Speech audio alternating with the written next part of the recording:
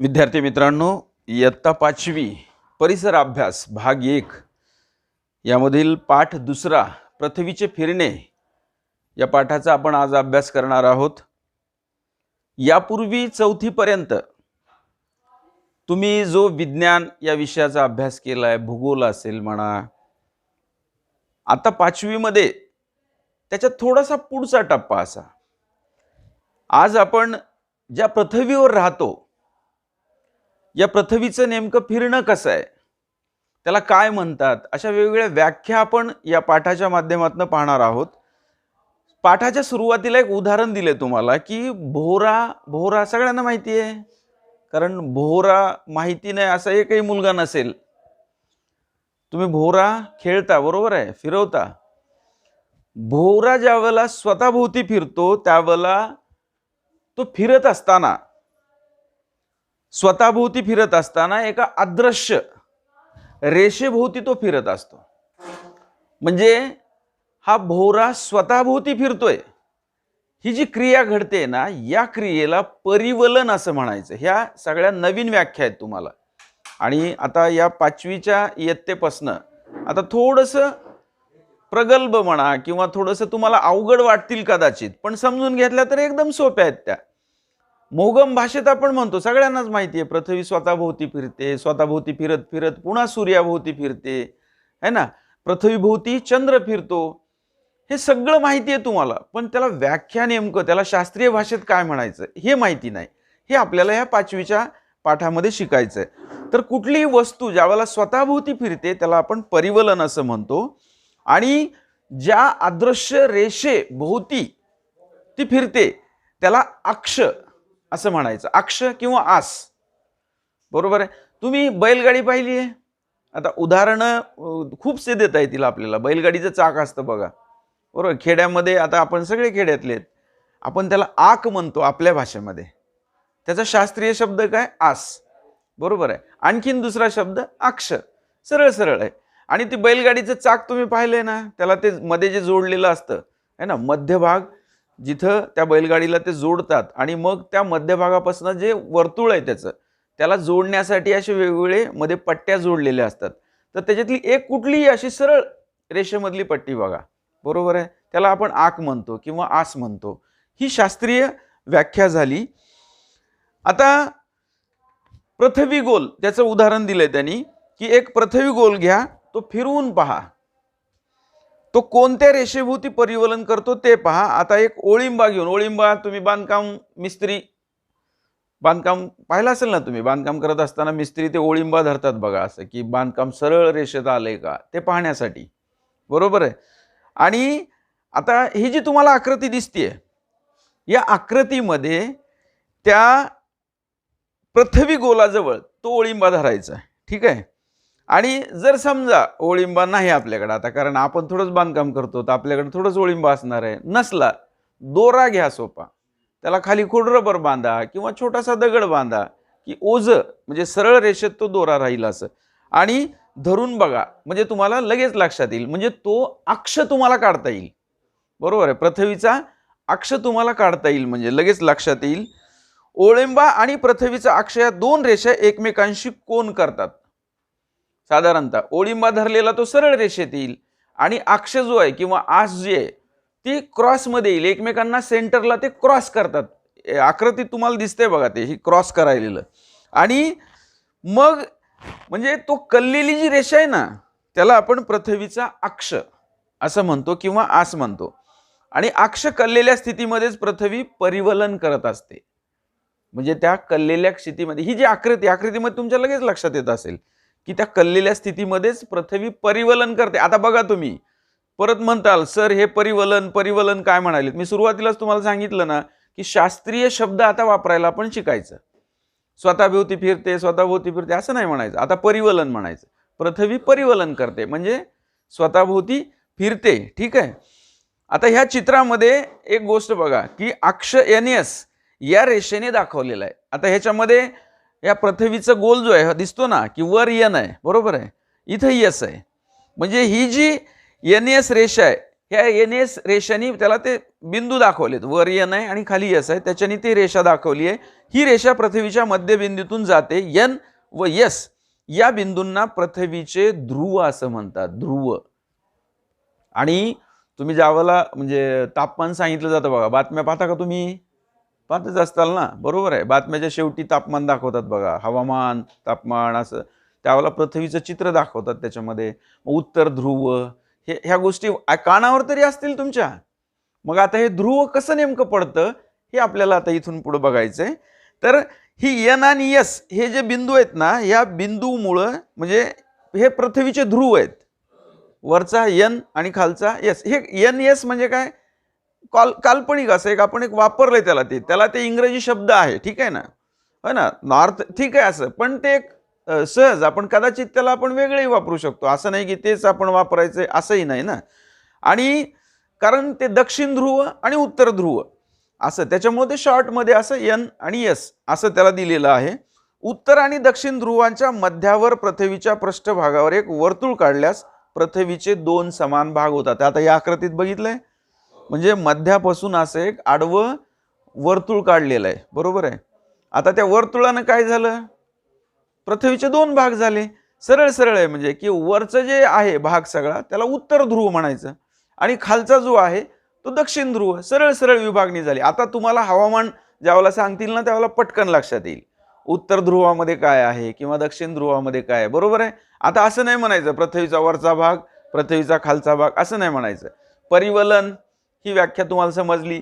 ध्रुव म्हणजे काय, आस म्हणजे काय, अक्ष म्हणजे काय हेही समजलं. आणि आता दक्षिण ध्रुव आणि उत्तर ध्रुव ह्या दोन्ही गोष्टी तुम्हाला कळाल्या. या आकृतीवरनं लगेच तुमच्या लक्षात येईल.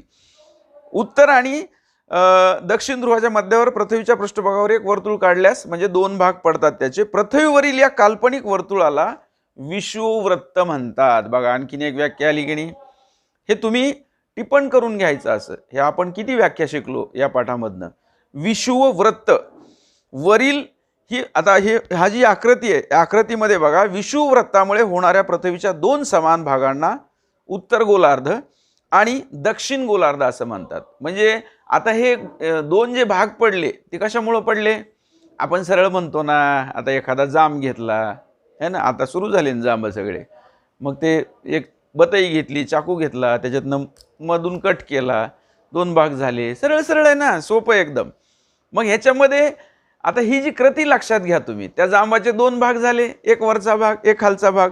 मग नेमकं जिथं आपण म्हणजे ही जी काल्पनिक वर्तुळ जे आखलंय म्हणजे काय? बतईनं जिथं आपण घाव घातला, बरोबर आहे. मग हे 2 झाले, त्याच्यामध्ये आता ह्याला विषुववृत्त आहे ना, ह्या विषुववृत्तामुळं त्या जांबाचे 2 भाग पडले, उत्तर आणि दक्षिण. गोलार्ध बघा शब्द कसा आहे, गोली आहे आणि पुढं काय दिलंय? अर्ध. फोड केली, परत त्याला जोडलं गोल अर्ध, म्हणजे गोलार्ध म्हणजे अर्धा भाग, बरोबर आहे. ही व्याख्या आपण आता लक्षात घ्या. आता ह्याच्यामध्ये एक प्रयोग सांगितलाय बघा, की ही प्रयोगाचं तुम्हाला फोटो या ठिकाणी दिसतोय, चित्र दिसतंय. एका मोठ्या टेबलावर मधोमध एक मेणबत्ती उभी ठेवा. मेणबत्ती भोवती एक मोठे वर्तुळ काढा. त्या मेणबत्तीच्या हे दिसतंय ना चित्रामध्ये तसं वर्तुळ, आणि या वर्तुळाच्या एका बिंदूवर पृथ्वी गोल ठेवा. वर्तुळाच्या एका बिंदूवर, वर्तुळाच्या बाहेर नाही, ठीक आहे, वर्तुळावरच येणार ते, बरोबर चित्रातल्यासारखं. हा प्रयोग करून तुम्ही बघू शकता. मेणबत्ती आता पेटवा. खोलीत पूर्ण अंधार करायचा. मेणबत्ती म्हणजे सूर्य आहे असं समजायचं है ना, प्रकाशच आहे ना, मेणबत्ती प्रकाशच देणार आहे. सूर्य आपल्याला काय देतो? प्रकाश देतो. सगळीकडे आता तुम्ही रूममध्ये अंधार केलाय, मग ती मेणबत्ती पेटवा. पृथ्वी गोलाच्या कोणत्या भागावर उजेड पडतो आणि कोणत्या भागावर उजेड पडत नाही याचं निरीक्षण करा. दिसतंय ना, साधं सोपं गणित आहे की नाही मित्रांनो, की मेणबत्तीचा प्रकाश पृथ्वीच्या जितक्या भागावर पडेल तिथं प्रकाश असेल, बरोबर आहे, आणि त्याच्या उलट दिशेला मात्र अंधार असेल, बरोबर आहे, कारण त्या खोलीमध्ये इतरत्र सगळीकडे अंधार आहे. मेणबत्तीचा जो एक घेर आपण ज्याला म्हणतो सर्कल, वर्तुळ, मेणबत्तीचा तो प्रकाश कुठपर्यंत नेमकं जाऊ शकतो, बरोबर आहे, तो आरपार नाही जाणार ना. पारदर्शक आहे का पृथ्वी? नाहीये, बरोबर आहे. त्याच्यामुळं फक्त एकाच भागावर तो प्रकाश पडलेला असेल. पृथ्वी गोलाकडे उत्तर ध्रुवाकडून पहा. आता बघा त्यांनी कसं, हे आकृतीप्रमाणेच तुम्ही फक्त कृती करा आणि घड्याळाच्या काट्यांच्या विरुद्ध दिशेने फिरवा. आपली पृथ्वी स्वतःभोवती याच दिशेने म्हणजे पश्चिमेकडून पूर्वेकडे फिरते. आता पृथ्वी कुठून कुणीकडे फिरते मोहगम नाही आता बोलायचं, बरोबर आहे. आता हे आपण माहिती घेतोय पृथ्वी कुठून कुणीकडे आपण, कारण हे सगळं आपल्याला माहिती असतं रे, माहिती असतं ना, फक्त ते शास्त्रीय आपल्याला फक्त माहिती नाही. आपल्याला सगळ्यांना माहिती ना सूर्य कुणीकडनं उगवतो, बरोबर आहे, पूर्वेकडनं उगवतो, पश्चिमेकडं मावळतो, हे सगळं माहिती असतं आपल्याला. पण ही कृती कशी होते नेमकं हे आपल्याला या पाठाच्या माध्यमातून शिकायचं आहे. पृथ्वी गोलाचे विविध भाग क्रमाक्रमाने उजेडात येतात आणि त्याच क्रमाने उजेडापासून दूर जातात. ज्या भागावर उजेड पडतो, आता मला सांगा बरं, आता ज्या पृथ्वीच्या भागावर उजेड पडतो तिथं काय असेल? रात्र, बरोबर आहे. काय बरोबर आहे? अरे उजेड पडतो म्हणजे तिथं दिवसच असणार, सरळ सरळ आहे. आणि जिथे ज्या भागावर अंधार पडतो तिथं रात्र असणार. साधी सोपी. म्हणजे आता तुम्हाला जादू कळाली का की आपल्याकडे रात्र कशी होते किंवा दिवस कसा होतो? म्हणजे हे सगळं कशावर आधारित आहे? सूर्याच्या प्रकाशावर आधारित आहे, बरोबर आहे. आणि ह्याच्यात काय गंमत अशी की पृथ्वी ही परिवलन करते. जर परिवलन नसते करत पृथ्वी तर कदाचित पृथ्वीच्या एकाच भागावर म्हणजे कायमस्वरूपी दिवसच राहिला असता, एकाच भागावर, कारण ती सूर्याच्या भोवती तसंच फिरत राहिली असती. आणि बरोबर तिथंच पण पृथ्वी ही परिवलन करते, स्वतःभोवती फिरते आणि स्वतःभोवती फिरण्याच्या कृतीमुळं स्वतःभोवती फिरत फिरत मग सूर्याभोवती फिरते. त्याच्यामुळं आपल्या पृथ्वीवर काही भागामध्ये दिवस असतो आणि काही भागामध्ये अंधार असतो. आता आणखीन एक प्रयोग सांगितलाय बघा. आता हा प्रयोग मी तुम्हाला ही जे चित्र आता दिसतंय तुम्हाला, आता हे चित्र बघा, आकृती जी दिली आहे. एक लाल रंगाची टिकली घ्या, ती पृथ्वी गोलावर चिटकावा. वरील प्रयोगाप्रमाणे ह्याच्याप्रमाणे पृथ्वी गोल आणि मेणबत्ती घेऊन तसाच सेम प्रयोग करायचा. पृथ्वी गोल घड्याळाच्या काट्यांच्या विरुद्ध दिशेला फिरवा. लाल टिकलीवर पृथ्वी गोलाच्या कोणत्या स्थितीत सूर्योदय, मध्यान्ह आणि सूर्यास्त होईल याचं निरीक्षण करा. म्हणजे ही टिकली, हे प्रकाश जो आहे तो मेणबत्तीचा तो कशा पद्धतीने पडतोय. कारण एक गोष्ट लक्षात घ्या, ह्याच्यात काय दिलं? 3 आता बघायचे, सूर्योदय, मध्यान्ह आणि सूर्यास्त. आपण म्हणत नाही का दिवस डोक्यावर आला आपल्याला लगेच ऊन लागतं बघा, तापतं, एकदम प्रचंड तापती पृथ्वी, एकदम आपले पायाला चटके बसायला लागतात, म्हणजे ते मध्यान्ह समजायचं, म्हणजे प्रखर. याचा अर्थ काय की आपण एकदम सेंटर आहेत, बरोबर सूर्याच्या अगदी, त्याच्या प्रखर ज्वाळा सगळ्या आपल्याला त्रासदायक ठरतात.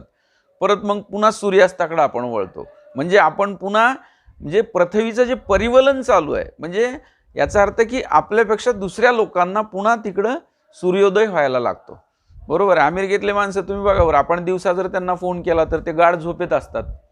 हे सगळ्यांनाच माहिती आहे ना. आता पूर्वी माहिती नसायचं, पण आता मोबाईलमुळं म्हणा, इंटरनेटमुळं सगळं जग आपल्या मुठीमध्ये आलंय. सगळीकडच्या आपल्याला गोष्टी कळतात. अनेकांचे नातेवाईक फॉरेनमध्ये असतात, वेगवेगळ्या देशामध्ये असतात. मग आपण नाही का त्यांना जर बोलायचं म्हणलं तर आपण रात्री फोन करतो, 9च्या नंतर 10च्या नंतर असा फोन करतो, म्हणजे ते उठलेले असतात त्यावेळेला, मग आपण त्यांना बोलू शकतो.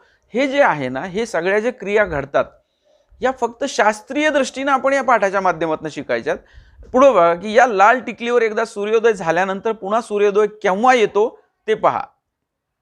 म्हणजे ते परिवलन त्या पृथ्वीचं करत करत पूर्ण झाल्यानंतर पुन्हा परत, म्हणजे सूर्योदय झाल्यानंतर सूर्यास्त झाल्यानंतर पुन्हा सूर्योदय कधी येतो हे बघायचं. जेव्हा पृथ्वीची स्वतःभोवती एक फेरी म्हणजेच एक परिवलन पूर्ण झालेली असते. गंमत बघा, आता ज्यावेळेला पृथ्वीचं स्वतःभोवती एक परिवलन पूर्ण झालेलं असतं तेव्हा लाल टिकलीवर पुन्हा सूर्योदय होतो, हे तुमच्या लक्षात येईल. म्हणजे पूर्ण पृथ्वीचा राऊंड झाल्याशिवाय पुन्हा तिथं प्रकाश येईल का? प्रकाशाला काय उगाच रिकामा आहे का तो काय? बरोबर आहे. तो पूर्ण फेरी झाल्याशिवाय येणारच नाही तिथं. आणि आता ह्याच्यातली गंमत बघा, आपण सगळं आपल्याला माहिती आहे, फक्त आपण हे शास्त्रीय दृष्टिकोनातून बघायलोत. पृथ्वीच्या एका परिवलनाच्या एका कालावधीला आपण दिवस असं म्हणतो. बघा झाली का नाही गंमत? दिवस, एक दिवस किती तासाचा असतो? 24, बरोबर आहे अगदी. मग या दिवसाचे समान भाग केलेले असतात, 24, एक तासाचे असे 24, बरोबर आहे. आता त्याच्यामध्ये या 24 तासामध्ये 2 भाग आहेत, एक दिवसाचा आहे आणि एक रात्रीचा आहे. बरं, गंमत अशी आहे की दिवस सारख्याच तासाचा नसतो आणि रात्रही सारख्या तासाची नसते. फक्त एक गृहीत धरा की 24 तासाचा एक दिवस आहे, समान भाग करून त्याच्यामध्ये प्रत्येक भागाला 1 तास असं म्हटलं जातं. त्याचे 24 भाग केलेले आहेत. आणि याच्या पुढे आपण पाहणार आहोत नेमकं असं की दिवस लहान मोठा का होतो किंवा रात्र कमी अधिक का असते, समान का नसते, हे सुद्धा आपण या पाठाच्या माध्यमातून पाहणार आहोत. आता तुमच्या लक्षात आलं की 24 तासाचा का दिवस असतो आणि तो कसा असतो. म्हणजे पृथ्वीचं स्वतःभोवती एक परिवलन पूर्ण झालं म्हणजे याचा अर्थ काय, 24 तास आपले संपले. अरे, घड्याळाची सुद्धा गरज नाही रे. जुन्या काळामध्ये बघा तुम्ही, जुनी माणसं घड्याळ वगैरे पाहत नव्हती. घड्याळ न पाहताच आकाशाकडे जर त्यांनी नजर टाकली तर आता किती वाजले असतील साधारण हे सांगू शकत होते ते. म्हणजे एवढा त्यांना खगोलीय अभ्यास होता जुन्या माणसांना. आपण तेवढं बारकाईनं निरीक्षण करत नाहीत, कारण आपल्याला सगळ्या वस्तू आता अवेलेबल आहेत ना. खिशामध्ये मोबाईल आहे, हातात घड्याळ आहे. मग आपण आकाशाकडे कशाला बघायला जाऊ, आपण पटकन घड्याळात बघतो किती वाजले. पण पूर्वी तशा सुविधा नव्हत्या. पण पूर्वीच्या माणसांना ह्या सगळ्या गोष्टी अवगत होत्या. आपल्यालाही माहिती आहेत, फक्त त्याच्या शास्त्रीय व्याख्या आपल्याला माहिती नाहीत. आता ते प्रयोग सांगितलाय बघा की पृथ्वी गोल टेबलावरील वर्तुळावरून पुढे सरकावा. असे करताना पृथ्वीचा गोल सतत फिरता ठेवा आणि अक्षाची दिशा बदलणार नाही याची काळजी घ्या. असं आहे ना ते, याची दिशा बदलणार नाही.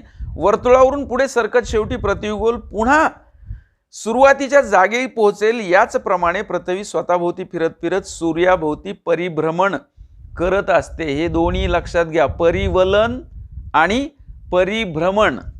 परिवलन म्हणजे स्वतःभोवती फिरणे आणि परिभ्रमण म्हणजे दुसऱ्या कुठल्या तरी वस्तूभोवती फिरणे. मग आता ह्याच्यामध्ये आपण पृथ्वी आणि सूर्य बघतोय. पृथ्वी ही परिवलन करते आणि परिवलन करत करत सूर्याभोवती परिभ्रमण करते. व्याख्या लक्षात आल्या ह्या पाठामध्ये आपण, कारण याच्यानंतर तुम्हाला पुढच्या पाठामध्ये हे व्याख्याचा अर्थ नाही का सांगणार. आपण पटकन म्हणून जाऊ ना की पृथ्वी परिवलन करते किंवा परिभ्रमण करते. हे अक्ष, हे उत्तर ध्रुव, हे दक्षिण ध्रुव, हे असं आपण पटकन ते व्याख्या घेऊ. त्याच्यामुळं याच पाठामध्ये तुम्हाला या व्याख्या व्यवस्थितरित्या समजून घ्यायच्यात की परिभ्रमण म्हणजे काय, परिवलन म्हणजे काय, ध्रुव म्हणजे काय, किंवा उत्तर ध्रुव काय कुठं आहे, दक्षिण ध्रुव कुठं आहे ना, आस कशाला म्हणायचं, अक्ष कशाला म्हणायचं, या व्याख्या तुम्ही पुन्हा. आता आपण आणखीन एक नवीन काय शिकलो की 24 तास नेमके कसे निर्माण होतात. बरोबर आहे. आता ह्याच्यामध्ये बघा की आता जी आपण तुम्हाला कृती सांगितली की हे जे पृथ्वीचं सूर्याभोवतीचं जे परिभ्रमण आहे, हे परिभ्रमण पूर्ण व्हायला 1 वर्षाचा कालावधी लागतो. म्हणजे 365 दिवस. आणि 365 दिवसच फिक्स असं नाही, त्याच्यामध्ये दरवर्षी काही तासांचा अवधी वाढत जातो आणि मग दर 3 वर्षांनी परत एक 4 म्हणजे तो 4थं वर्ष, ज्याला आपण लीप वर्ष असं म्हणतो, की त्या ह्याच्यामध्ये 1 दिवस वाढतो आपला. म्हणजे ते सगळे त्या 3-4 वर्षातले ते तेवढे तास मिळून एक 24 तास एक्स्ट्रा होतो. आणि तुम्हाला सगळ्यांना गंमत माहिती असेल, फेब्रुवारी महिन्यामध्ये दर 4 वर्षाला 29वी तारीख येते. आता ज्यांचा कुणाचा तुमच्यापैकी जर 29 फेब्रुवारी असा जर वाढदिवस असेल तर बघा किती गोची आहे तुमची. 4 वर्षालाच तुमचा वाढदिवस साजरा करावा लागतो, कारण 3 वर्ष कॅलेंडरमध्ये 29 तारीखच येत नाही. बरोबर आहे. मराठी तिथीप्रमाणे जर करत असाल तर ठीक आहे, दरवर्षी कराल ते. पण जर इंग्रजी महिन्याप्रमाणे, इंग्रजी तारखेप्रमाणे जर तुमचा 29 फेब्रुवारी वाढदिवस असेल तर मग 4 वर्षांनीच तुम्हाला केक कापायला मिळेल. म्हणजे ह्याला लीप वर्ष असं म्हणतो. ते सुद्धा आपण या पाठामध्ये बघणार आहोत. आता बघा, आणि विशेष म्हणजे आपण 365 दिवस असं म्हणतो आपण, पण ते तसं नाहीये. 365 दिवस 6 तास. म्हणजे पृथ्वीच्या परिभ्रमणाला किती वेळ लागतो कालावधी? 365 दिवस आणि 6 तास. मग 6 चोक 24 असे मिळून झाला 1 दिवस वाढला. मग तो 4थ्या वर्षी मग तो दिवस कुठं खपवायचा? कुठं तरी त्याची बेरीज व्हायला पाहिजे ना. म्हणून मग ते लीप वर्ष निर्माण झालं. त्या वर्षी फेब्रुवारीमध्ये 1 दिवस वाढवला जातो. आणि मग त्याच्या पुढे आणखीन एक तुम्हाला माहिती आहे बघा, तुम्ही धोंडे खाता. बरोबर आहे. हां, हे पटकन तुम्हाला कळतं बघा. धोंड्याचा महिना आला म्हणलं की त्या वर्षी मग ज्याचे ज्याचे 29 तारखेला वाढदिवस आहेत ते साजरे होतात, म्हणजे ते लीप वर्ष असतं. आणि ग्रेगरियन पद्धतीच्या दिनदर्शिकेमध्ये वर्षाचे सर्वसाधारणपणे 365 दिवस धरतात. याचा अर्थ असा की प्रत्येक वर्षात 6 तास कमी धरले जातात त्याच्यामध्ये. म्हणजे 4 वर्षात 24 तास किंवा एक दिवस, पूर्ण दिवस कमी धरला जातो. हा दिवस भरून काढण्यासाठी ग्रेगरियन दिनदर्शिकेतील प्रत्येक 4थ्या वर्षात फेब्रुवारी महिन्यात एक अधिकचा दिवस जोडला जातो. जर आता तुम्हाला सांगितलं की धोंड्याचा महिना, बस आपल्या भाषेमध्ये लीप वर्ष त्यालाच म्हणतो आपण. म्हणजे तो फेब्रुवारी महिन्यातला एक दिवस एक्स्ट्रा जोडला जातो आणि ते वर्ष 366 दिवसांचं असतं. बरोबर आहे. आता हे पक्क व्याख्या लक्षात ठेवा. आपण काय काय शिकलोत मी पुन्हा पुन्हा सांगतोय. अक्ष शिकलोत, आश शिकलोत, बरोबर आहे. पृथ्वीचं परिवलन शिकलोत, पृथ्वीचं परिभ्रमण शिकलोत, ध्रुव शिकलोत आपण, विषुववृत्त. तुम्हाला जांबाचं उदाहरण लक्षात आहे ना, कापलेलं, हा बरोबर आहे, त्याला विषुववृत्त. मग त्याच्यामध्ये उत्तर ध्रुव शिकलोत, दक्षिण ध्रुव शिकलोत. म्हणजे एवढ्या कमी वेळेमध्ये आपण बऱ्याच गोष्टींच्या व्याख्या घेतलेल्या आहेत. आणि सगळ्यात महत्त्वाचं की लीप वर्ष म्हणजे काय नक्की हे सुद्धा आता मी तुम्हाला सांगितलंय. बरोबर आहे. 366 दिवस ज्या वर्षात येतात दर 4थ्या वर्षी, बरोबर आहे, त्याला आपण लीप वर्ष असं म्हणतो. आता ह्याच्यामध्ये मगाशी तुम्हाला म्हणालो ना की दिवस आणि रात्र सारखी का नसते, ह्याचं आपण छोटंसं उदाहरण बघूया. आपल्या पृथ्वी तलावर दिन व दिवस आणि रात्रीचा कालावधी सारखा नसतो, बरोबर आहे. हे खरं तर आपण 4थ्या इयत्तेमध्ये शिकलंय, 4थीच्या वर्गात तुम्हाला शिकवलंय की दिवस आणि रात्र सारखी नसते. म्हणून पृथ्वीचा आस कललेला असल्यामुळं आणि पृथ्वीच्या परिभ्रमणामुळं हा फरक पडतो, बरोबर आहे, मोगम नाही. शास्त्रीय दृष्टीनं हे आपल्याला समजून घ्यायचं की ते कमी अधिक का होतं असं. 22 मार्च तारखा बघा, टिप्पण करून घ्या तिथं. 22 मार्च ते 23 सप्टेंबर या काळात उत्तर गोलार्धात दिनमान जास्त असते, म्हणजे दिवस मोठा असतो, है ना. जास्त असते म्हणजे दिवस मोठा असतो. आता दिवस मोठा असतो म्हणजे याचा अर्थ काय, उष्णता जास्तच असणार, साहजिकच आहे. आणि मग त्याच वेळेला उत्तर गोलार्धामध्ये बघा, म्हणजे या त्याच्या उलट समजा गृहीत धरू, पण अगोदर या काळात उत्तर गोलार्धात म्हणजे आता जिथं आपण उष्णता जास्त आहे ते 22 मार्च ते 23 सप्टेंबर उत्तर गोलार्धात, इथं उन्हाळा असं गृहीत धरतो आपण. आणि याच काळात दक्षिण गोलार्धात मात्र रात्र जी जास्त असते, मोठी असते, आणि त्यामुळं इथं उष्णता कमी प्रमाणात जाणवते. मग इथं कोणता हे असेल, ऋतू असेल, हिवाळा, साहजिक आहे. आता बघा, 23 सप्टेंबर ते 22 मार्च या काळात दक्षिण गोलार्धात दिवस मोठा असतो.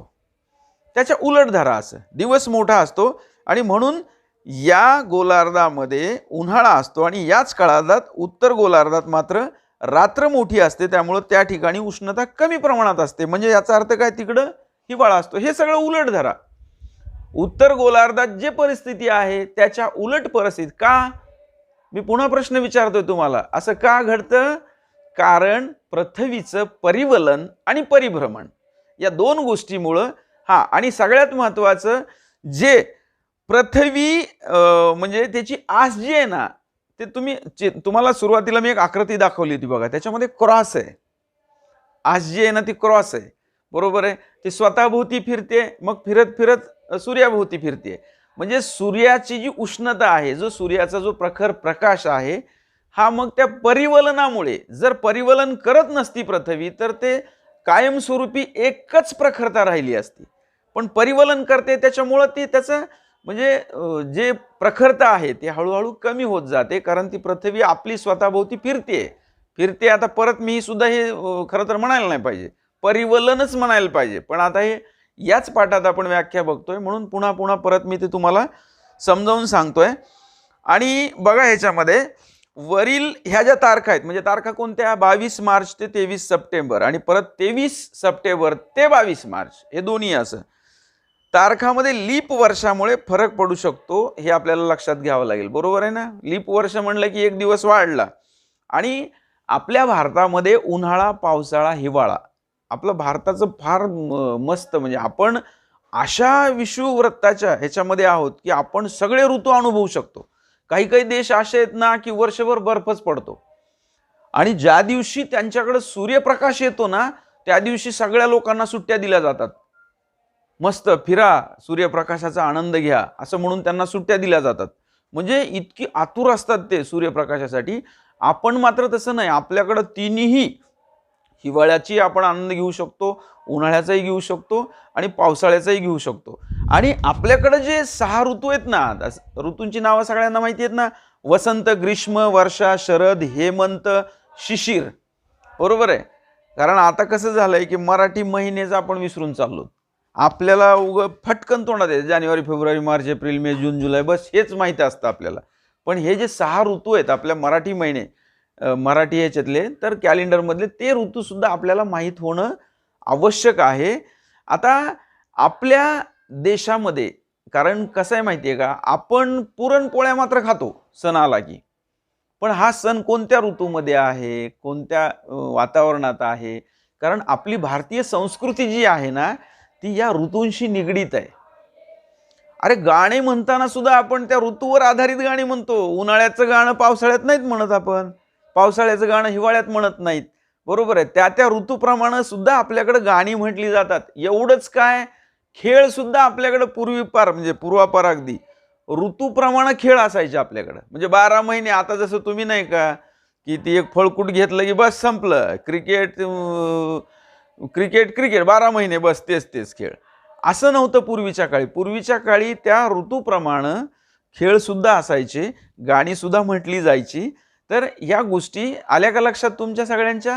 हे ऋतू कसे आहेत आपल्याकडं, म्हणजे हे ऋतूंची नावं पुन्हा परत एकदा सांगतो तुम्हाला. वसंत, ग्रीष्म, वर्षा, शरद, हेमंत, शिशिर असे ऋतू, 6 ऋतू हे पक्के आपल्याला माहितीच असायला पाहिजे. आणि उन्हाळा, पावसाळा आणि हिवाळा हे मुख्य आहेत असे. बरोबर आहे. 3 ऋतू. बरोबर आहे. आता पुढं बघा, आणखीन एक या पाठामध्ये आणखीन एक गंमत आपल्याला बघायची आणि या पाठाचा मग आपण समारोप करूयात. की पौर्णिमा आणि अमावस्या ही माहिती आपल्याला शास्त्रीय दृष्ट्या असणं खूप गरजेचं आहे. कारण दर 15 दिवसाला तुम्हाला पूर्ण चंद्र पाहायला मिळतो. बरोबर आहे. आणि दर 15 दिवसाला चंद्र गायब झालेलाही पाहायला मिळतो. मग हे असं का घडतं, ही गोष्ट आपल्याला इथं पाहायची आहे. चंद्र पृथ्वीभोवती परिभ्रमण करतो. बघा आता माणूस बदललाय, पृथ्वी नाही. पृथ्वी इतका वेळ आपण काय माहिती घेतली की पृथ्वी सूर्याभोवती परिभ्रमण करते. म्हणजे परिभ्रमण ही जी व्याख्या आहे ना, की दुसऱ्या वस्तूंच्या भोवती फिरणे आहे ना. तुम्ही नाही का, तुम्हाला घरी सांगितलं जातं बघा, अमक्या अमक्या मित्राबरोबर फिरू नकोस, त्याच्या अवतीभोवती घुटमळायचं नाही, त्याच्या अवतीभोवती फिरायचं नाही, असं आहे. मुद्दाम तुम्ही फिरतात. बरोबर आहे. म्हणजे परी म्हणजे परका. दुसरा शब्द मराठी बघा, मराठी आली ना की सगळंच व्यवस्थित येतं. असं परी म्हणजे परका, भ्रमण म्हणजे फिरणे, बस संपलं. दुसऱ्या वस्तूभोवती फिरणे म्हणजे परिभ्रमण. पुन्हा एकदा परत ही व्याख्या सांगितली मी आपल्या शब्दामध्ये. बरोबर आहे. म्हणजे आता पृथ्वी सूर्याभोवती परिभ्रमण करते, तसंच चंद्र सुद्धा पृथ्वीभोवती परिभ्रमण करतो. परंतु या 2 भ्रमण कक्षा एकमेकांना छेदतात. म्हणून सूर्य, चंद्र, पृथ्वी हे एकाच सरळ रेषेत नेहमी असतात असं नाही. बरोबर आहे. आता मला सांगा, ह्याच्यात स्थिर कुणीच नाही ना. चंद्रही नाही, पृथ्वीही नाही आणि सूर्यचंही. सूर्य म्हणजे हे सगळे ह्यांची जागा बदलायलेली आहेत, स्वतःभोवती फिरायलेले आहेत, स्वतःभोवती फिरत फिरत परत आणखीन त्या दुसऱ्या ह्याच्या भोवती फिरायलेत. म्हणजे हे एका सरळ रेषेत असतील का सतत? असं नसणार आहेत. बरोबर आहे ना. तर आपल्याला चंद्राच्या पृष्ठभागाचा पृथ्वीकडील अर्धा भाग दिसतो. लक्षात घ्या, चंद्राच्या पृष्ठभागाचा पृथ्वीकडील, बरोबर आहे, अर्धा भाग दिसतो. म्हणजेच पृथ्वीवरून आपल्याला चंद्राची नेहमी एकच बाजू दिसते. सुरुवातीला तुम्ही मेणबत्तीचा प्रयोग बघितला ना आपण, की दिवस रात्र कशी असते हे पाहण्यासाठी केलेला. मग त्या पृथ्वीच्या अर्ध्याच भागावर त्या मेणबत्तीचा प्रकाश पडेल ना, त्यावेळेला दिवस असतो. म्हणजे दुसरा भाग मग दिसतो का? नाही दिसत. त्यावेळेला तिथं रात्र असते. तसंच चंद्राचंही आहे, अर्धाच भाग आपल्याला दिसतो. आणि सगळ्यात महत्वाची गोष्ट एक लक्षात घ्या, चंद्र हा स्वयंप्रकाशित नाही. बरोबर आहे. चंद्र हा स्वयंप्रकाशित नाही. चंद्राला स्वतःचा प्रकाश नाही. सूर्य हा स्वयंप्रकाशित आहे. ही गोष्ट लक्षात ठेवा. तुम्ही म्हणतात चंद्राचा उजेड दिसायलाय, रात्री म्हणतो ना आपण चंद्राचं काय चांदणं पडले शीतल, चंद्र किती, चंद्राच्या उजेडात आपण जाऊ शकतो. अरे ते चंद्राचा उजेड नसतो, तो सूर्याचा प्रकाश असतो. कारण चंद्र हा स्वयंप्रकाशित नाहीये, ही गोष्ट आपण लक्षात ठेवायची आहे. सूर्याचा प्रकाश चंद्रावर पडल्यामुळे तो आपल्याला पृथ्वीवरून दिसतो. म्हणजे बरोबर आहे की सूर्याचा, आपण नाही का एखादी वस्तू आपल्याला बघायची झाली तर आपण काय करतो आपण, समजा रात्रीच्या अंधारामध्ये आपल्याला काहीतरी शोधायचंय, घरात लाईट गेलीये, मग ती वस्तू शोधण्यासाठी आपण काय करतो, उदाहरण लक्षात घ्या बरं, तुम्हाला माहिती आहे सगळ्यांना काय करतो आपण, टॉर्च घेतो. बरोबर आहे. मग टॉर्च आपण घेतो, ऑन करतो आणि आपल्या डोळ्यावर लावतो, मग आपल्याला ती वस्तू दिसते. बरोबर, असंच आहे ना? कसं करतो मग आपण, सांगा बरं. ती टॉर्च ऑन करतो आणि जी वस्तू आपल्याला हवी आहे त्या वस्तूवर आपण टॉर्चचा प्रकाश टाकतो, मग ती वस्तू आपल्या डोळ्यांना दिसते का? आपण टॉर्चचा प्रकाश आपल्या डोळ्यावर टाकतो नाही ना. हा, मग हीच क्रिया त्या चंद्राच्या बाबतीत घडते. सूर्याचा प्रकाश चंद्रावर पडतो आणि मग चंद्र आपल्याला दिसतो, पण तो चंद्राचा प्रकाश नसतो. आपण भलेही म्हणत असो, कवी तर काही म्हणतात चंद्राच्या बाबतीत, आणि तुम्ही बी त्याला मामाच केलेलं आहे चंद्राला. बरोबर आहे का नाही? मग चंद्राचा प्रकाश नाहीये, तो स्वयंप्रकाशित नाहीये, तो सूर्याचा प्रकाश आहे. आणि आता बघा की ज्यावेळेला तो आपल्याला दिसतो, पौर्णिमेच्या रात्री आपल्याला चंद्राचा पृथ्वीकडील पूर्ण भाग दिसतो पौर्णिमेच्या रात्रीला. अमावस्येच्या रात्री चंद्राचा कुठलाच भाग आपल्याला दिसत नाही. आता ही कृती बघा, मी तुम्हाला चंद्राच्या सगळ्या जे काही क्रिया घडतात, म्हणजे की अमावस्येपासून ते पौर्णिमेपर्यंत, ह्या सगळ्या आकृत्या तुम्हाला समोर दिसत आहेत आता स्क्रीनवर. पौर्णिमेपासून अमावस्येपर्यंत चंद्राचा पृथ्वीवरून दिसणारा प्रकाशित भाग कमी कमी होत जातो आणि अमावस्येपासून पौर्णिमेपर्यंत तो पुन्हा पुन्हा वाढत जातो. यालाच आपण चंद्राच्या कला म्हणतो. बरोबर आहे. जो आपल्या वेगवेगळ्या करामती दाखवतो त्यालाच आपण कलाकार म्हणतो ना. बरोबर आहे का नाही? मग हे चंद्र हळूहळू म्हणजे त्या सूर्याचा प्रकाश त्याच्यावर ज्या प्रमाणात पडतो त्या प्रमाणात आपल्याला चंद्र दिसतो पृथ्वीवरनं. तो अमावस्येपासून पौर्णिमेपर्यंत हळूहळू वाढत जातो, है ना. याला शास्त्रीय भाषेमध्ये आरोह असं एक म्हणतात बघा. पाठ्यपुस्तकात ही व्याख्या नाहीये, पण तरी सुद्धा शास्त्रीय भाषेमध्ये त्याला आरोह असं म्हणतात, की हळूहळू वाढत जाणे आणि परत पौर्णिमेपासून पुन्हा अमावस्येपर्यंत हळूहळू कमी होत जाणे, याला अवरोह असं म्हणतात. म्हणजे वाढणे आणि कमी होणे. आणि या सगळ्या कृतीला चंद्राच्या कला असं म्हणायचं. आता ह्याच्यामध्ये बघा, तिथी आणि चांद्रमास हे एक मुद्दा आणखीन बघूयात. अमावस्येपासून पौर्णिमेपर्यंतच्या 15 दिवसाचा कला तुम्ही पाहिलेले आहेत.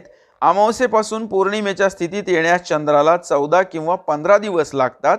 आता ही मराठी व्याख्या बघा. या पंधरवाड्याला शुक्ल पक्ष असं म्हणतात. तुम्ही कॅलेंडर काढा, कॅलेंडरवर बघा तिथी लिहिलेली असते. कसं असतं? शुक्ल पक्ष असं लिहितात ना तिथं.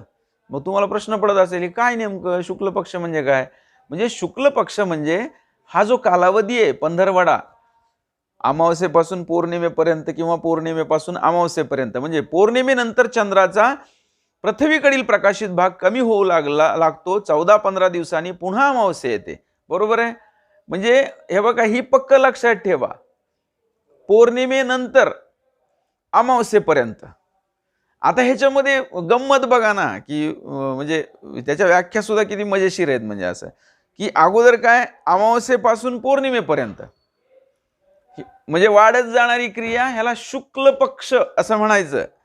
आणि पौर्णिमेपासून ते अमावस्येपर्यंत जिथं चंद्राची लुप्त होण्याची क्रिया असते त्याला कृष्ण पक्ष म्हणायचं.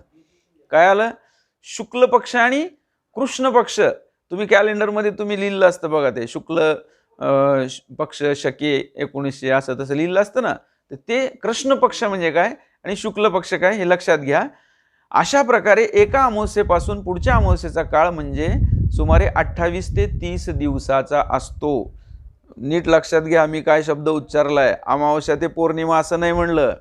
अमावस्येपासून परत अमावस्येपर्यंत म्हणजे मध्ये पौर्णिमा येऊन जाते. म्हणजे तो 28 ते 30 दिवसाचा काळ. आणि या काळाला चांद्रमास असं म्हणायचं. काय म्हणायचं? किती व्याख्या शिकलोत आपण बघा, लक्षात आहेत का तुमच्या?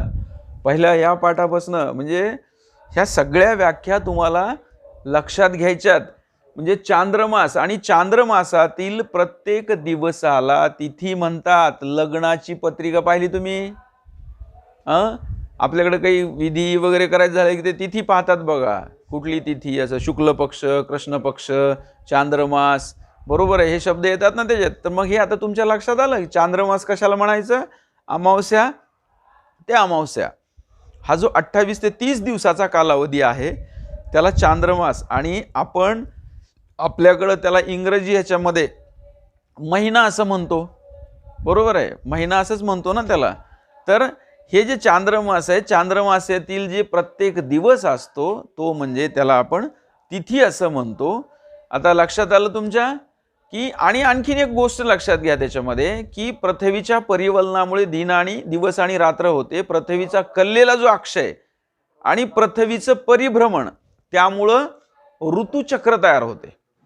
ह्या सगळ्या गोष्टी आपण लक्षात घ्यायच्या आहेत. या पाठामध्ये आपण जे मुख्य जे आपण भाग पाहिले सरळ सरळ एका मिनिटामध्ये तुम्हाला मी सांगू शकतो. परत तुम्हाला लक्षात येईल की आपण काय काय शिकलो होतं. बघा, पृथ्वीच्या परिवलनामुळं पृथ्वीवर दिवस आणि रात्र होते, बरोबर आहे. परिवलनामुळं परत परत परत शब्द लक्षात घ्या. पृथ्वीचे सूर्याभोवतीचे परिभ्रमण आणि पृथ्वीचा कललेला अक्ष यामुळं पृथ्वीवर ऋतू तयार होतात. पुन्हा दुसरी गोष्ट, चंद्राच्या पृथ्वीभोवतीच्या परिभ्रमणामुळं आपल्याला चंद्राच्या कला दिसतात. काय? चंद्राच्या पृथ्वीभोवतीच्या, हे म्हणालोय मी, परिभ्रमणामुळं, म्हणून आपल्याला चंद्राच्या कला दिसतात. का? तर त्यानं जो परिभ्रमण करतोय पृथ्वीभोवती आणि त्यावेळेला सूर्याचा जो प्रकाश कमी अधिक प्रमाणात होतो त्याच्यामुळं त्याच्या कला दिसतात. म्हणजे चंद्र आपल्याला कमी अधिक प्रमाणात दिसतो. एका अमावस्येपासूनच्या पुढच्या अमावस्येपर्यंतच्या काळाला चांद्रमास असं म्हणतात. तो कालावधी कदाचित 28 ते 30 दिवसाचा असू शकतो. आणि पौर्णिमेला शेवट होणाऱ्या चांद्रमासातील 15वाड्याला शुक्ल पक्ष असं म्हणतात. आणि अमावस्येस शेवट होणाऱ्या 15वाड्याला कृष्ण, हे कृष्ण पक्ष आणि शुक्ल पक्ष हे सरळ सरळ लक्षात घ्या हो तुम्ही की पौर्णिमेपासून अमावस्येकडे जाणार म्हणजे चंद्र लुप्त होऊन जाणे त्याला कृष्ण पक्ष म्हणायचं. आणि चंद्र परत वाढत जाणे तो जो 15वाडा आहे त्याला शुक्ल पक्ष. ही दोन गोष्टी लक्षात घ्या. आणि चांद्रमासातील हे जे प्रत्येक दिवस आहेत 28 किंवा 30 दिवस याला चांद्रमासातील तिथी असं म्हणायचं. आता तुम्ही कॅलेंडर बघू शकता, त्याच्यावरचे हे सगळे शब्द तुम्हाला लक्षात येतील. म्हणजे आता पक्क लक्षात राहील तुम्हाला. सगळ्या व्याख्या बघा, काय काय अक्ष शिकलोत, तास शिकलोत, ध्रुव शिकलोत, विषुववृत्त शिकलोत. ध्रुवामध्ये दोन्ही ध्रुव आपल्या लक्षात आले.